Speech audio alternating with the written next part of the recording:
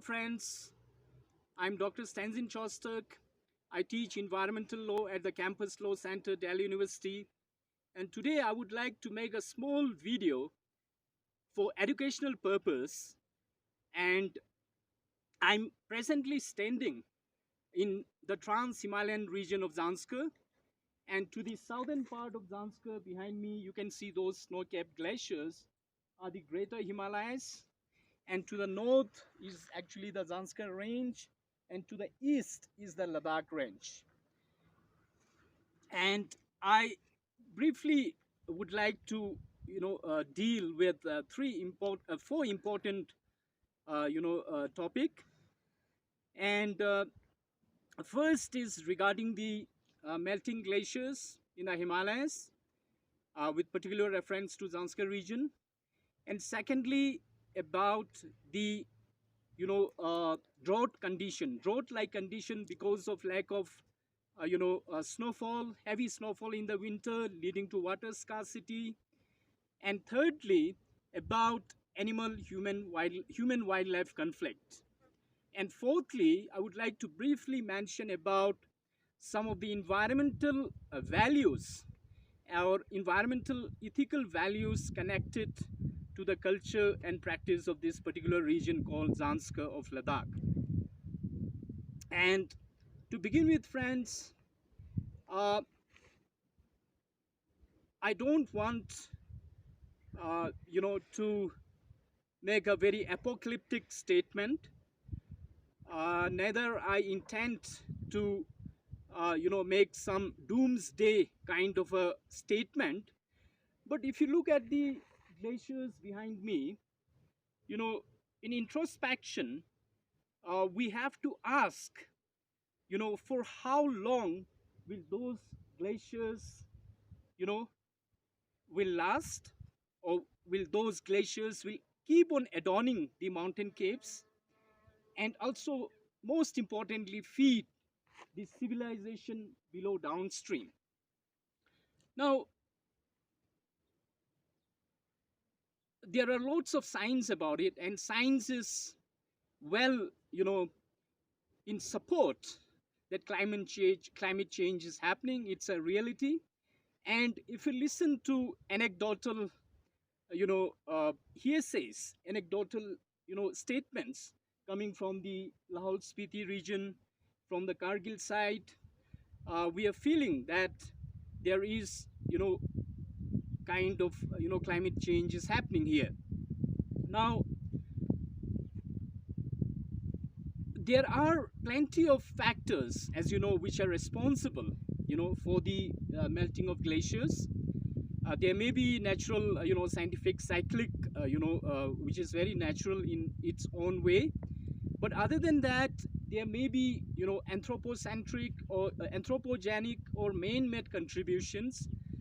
And if you look at the, rising levels of vehicular emissions and the unregulated, tourism, and also we have the unregulated mining of sand from the river banks.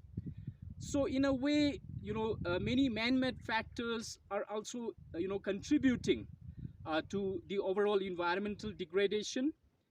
And because being a cold desert, it is a primary objective that we should combat desertification and go for more afforestation so as to maintain the ecological balance of this fragile Himalayan ecosystem.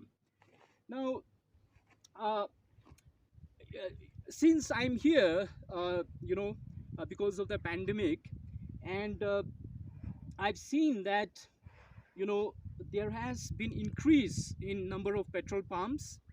My salute to those stakeholders, and it's very good. But it also points to the fact that the number of vehicles are increasing, because there is a demand supply factor in play here. And therefore, and it also raises an issue of concern as to how and in what manner the rising levels of the emissions coming from the vehicular the vehicular pollutions, and also from, let's say, the consumption pattern of the traditional people have also changed. Earlier, we were very, self-subsisting economy, in the sense we had barleys, wheats, and everything. Now people have started consuming more of, let's say, chickens and other products, and for that, those have to be transported from Jammu and places like Manali and Kashmir, etc. So from that point, the carbon footprint is also becoming a sort of a, major issue in this factor. So in a way, this climate change is, making an impact. And another important thing is, the issue of a drought like situation here, because last year, the snowfall was very less, and you can see that many of the fields have been, laid empty here. They have not been cultivated, and so in a way, these are sort of a trigger, the kind of, signal, that climate change is happening, because less snowfall, on the mountains, less snowfall on the mountain tops, and therefore, it is not, too late to actually, become conscious, or become environmentally conscious, and start, making efforts at conserving, making conservational efforts, and mitigating the impact of, uh, adverse impact of the environment. So that is another concern. And another important issue that I wanted to discuss was the human wildlife conflict here. Now, when I was here for last 15 to 20 days, during my interaction with the local, seniors and elderman, village elderman, and it has been complained that there has been attacks by bears, on the houses, and damaging properties, and harming and killing, sheep and goats, etc. So this human wildlife conflict, may have many factors, which in my limited knowledge I may not be aware of, but it also provides a sort of a vantage point from where we can think that something has to do with climate change, because the, you know being, since they feed also on plants, you know it may be that because of less snowfall, the plants are not, grown at the proper heights, and the prey, you know are also, they move to the higher levels, and because of the lack of prey, and maybe because of, also maybe because of lack of drinking water facility, it may also be possible that they venture out into the villages. So that can also be an important factor. And another important, issue that I want to raise here is that here you see that, life seems to live, the in harmony with its surrounding, the birds and everything. And there has been recent, sort of, in my conversation with some people, they say that, in the Kargil site, especially after the introduction of 3G, 4Gs, etc., the number of sparrows, have started diminishing. Sparrows have almost disappeared from some of the places where networks and everything are there.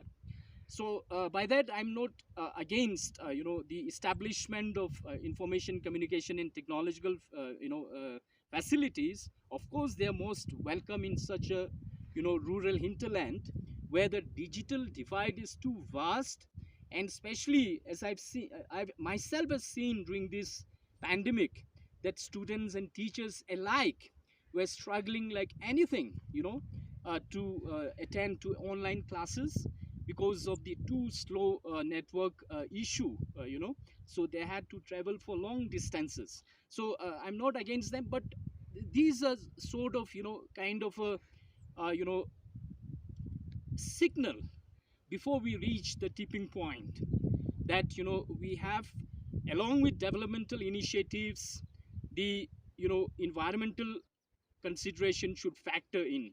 So that is one issue that I wanted to, bring for your kind attention. And another important issue is that, which I wanted to discuss was, is in fact, the environmental effects. Now, friends, this place is a researcher's paradise, so a sociologist, a geologist, a geographer, a botanist, or a naturalist, so anyone can find a place to study and do research on. And it has a huge and a very, great biodiversity. And add to that, the people have been living for ages, in close harmony with nature. And, so in fact, their kind of relationship with nature are, never divorced, divorced from, human relations. Like, for example, if there is a big field, please point to the field there. Now, if there's a big field and a small field, they refer it to as mother and child. So such is the close kind of, the connection that the people feel with the natural environment here. And apart from that, here there is no zero hunting. No, people never hunt. And fishing is also not permitted here because of people's solidarity. So people, fishing is not allowed here in this place. And again, so we have certain environmental values and ethical, kind of values which are culturally imbibed in this place. For example, for the source of drinking water, which we call chumik, the spring water. So, there's a certain kind of, sanctity attached with that. So if there's a sacrilege of that source of water, then people kind of, say that there will be divine retribution, something like, you'll get pimples or something like that. So by that, people actually never pollute the source of drinking water. And apart from that, in my conversation with one of the locals who live in the very remote part of the region in the mountains, I asked him, that why do do you ever kind of hunt, or the deers and the ibex and the those mountain ornaments of the mountain, what we call like the Himalayan ibex, etc. So he said, and it is very important from the asymmetry of relationship that we share with the animals, because we are in a higher position, we have more capability and responsibility also to preserve them. So he said, why should I, what have I done to the animals, to the deers, or to the ibex, have I given even a drop of water to them? Or have I even, what favor have I done to those, mountain animals, wild animals, like have I even feeded them once? So if I've not done them anything, any favor, so there is no question about even harming or hurting them. So such is the kind of sensibility that the people have towards the wildlife here, and which I think is very much part of the culture here. Uh, so friends, I would like to then conclude here. And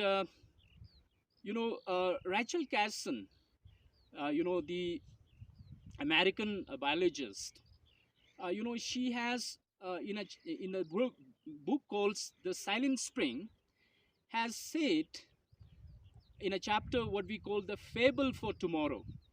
So friends, if we have to preserve the environment for for the future posterity, for the future generations, then I'm not talking about any imagined tragedy, but today's imagined tragedy may become tomorrow's stark reality. So until and unless we spread awareness about the you know importance of preserving, conserving, and doing everything possible with the environment, then nothing is unachievable.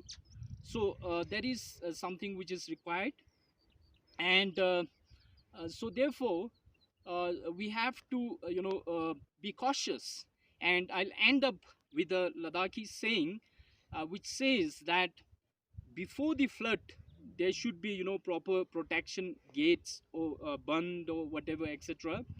And before the catastrophe, there has to be precaution. So I think this short video might have served a little purpose to familiarize you with this particular place called Zanskar, which is also known as the land of white copper. And I hope many of you will also visit this place when it is well connected towards from Kargil side, and also from the Leh side also in times to come. So friends, Jule, namaste, thank you so much.